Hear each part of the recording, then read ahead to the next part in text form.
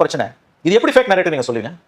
Fake narrative அப்படி ஜெயிக்குதுன்னா original narrative தோத்து போச்சுன்னு அர்த்தம்ல. தோத்தது யார் காரணம்? 5 வருஷம் சாதிச்சு கிழிச்சோன்னு சொன்னீங்கல்ல, ஏன் தோத்தீங்க? உங்களால மக்கள் தீர்ப்பை ஏற்றுக்கொள்ள முடியவில்லை. ஒவ்வொரு முறையும் நீங்க அதான் செய்வீங்க. தோத்தீங்கன்னா மக்களை இழிவுபடுத்துவீங்க. இப்ப அதான் செய்றீங்க. இல்ல, இன்னைக்கு சோஷியல் மீடியா காலம், எல்லாரும் கருத்து சொல்றாங்க.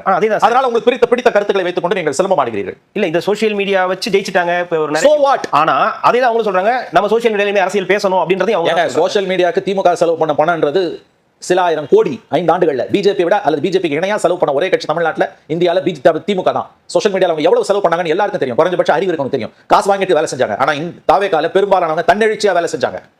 கூலிக்கு மாரடிக்கிறவனுக்கும் ஒரு லட்சியத்தால சித்தாந்தத்தால ஈர்க்கப்பட்டவங்க அந்த லட்சியம் என்ன வேணா இருந்துட்டு போட்டோம். உன் பாஷையில சொன்னா ஃபேக் நரேட்டிவா கூட இருக்கட்டும்.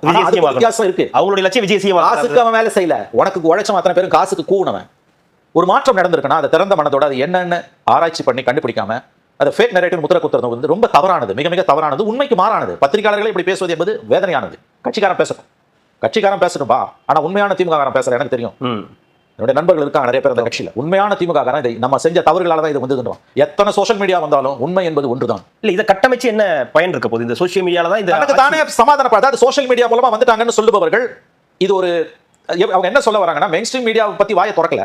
சோஷியல் மீடியான்றது போது அது ஒரு போலித்தனமானது, அது ஒரு தற்காலிகமானது, அது தரம் குறைந்தது. அப்படிதான் நீங்க கட்டமைக்க விரும்புறீங்க. சோஷியல் மீடியா மூலமா ஒருத்தனை நீங்க வந்து அப்படியே மாத்திர முடியுமா? தவறான பார்வை.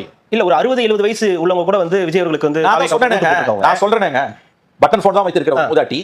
அந்த போன் நம்பர் கூட அந்த அம்மாக்கு தெரியாது, பாட்டி அம்மாக்கு தெரியாது. அந்த போன் நம்பரையும் அந்த போனை திறக்கிறதுக்கான பின் நம்பரையும் ஒரு பேப்பர்ல எழுதி சுருக்கு பையில வச்சிருக்குது. யாராவது ஹெல்ப் பண்ணாதான் அதால போனை திறக்க முடியும். அந்த அம்மா விஜய்க்கு ஓட்டு போடுறாங்க. சோஷியல் மீடியா ஃபேக் நரேட்டிவ் எங்க போச்சு? மொபைல் போனே கிடையாது, ஸ்மார்ட் போனே கிடையாது. ஒரு 80 வயது இஸ்லாமிய பெண்மணி, தம்பி என் வாழ்க்கை பூரா திமுக தான் ஓட்டு போட்ட, 2 கட்டத்தை தவிர 99 மக்களவை தேர்தல், 2001 சட்டமன்ற தேர்தல் பிஜேபியோட கலைஞர் இருந்தார். வாயிலிருந்து கலைஞர் தான் வருது, கருணாநிதி கூட வரல. ஆனா இந்த முறை நான் விஜய்க்கு போடுவது இது என்னன்னு பார்க்க மாட்டீங்களா? ஒரே வார்த்தையில ஃபேக் நரேட்டிவ் முடிச்சுட்டு போயிடுவீங்களா? இந்த தோல்வி 5 ஆண்டுகளுக்கு ஒரு முறை வரக்கூடிய வந்து போகிற தோல்வி அல்ல.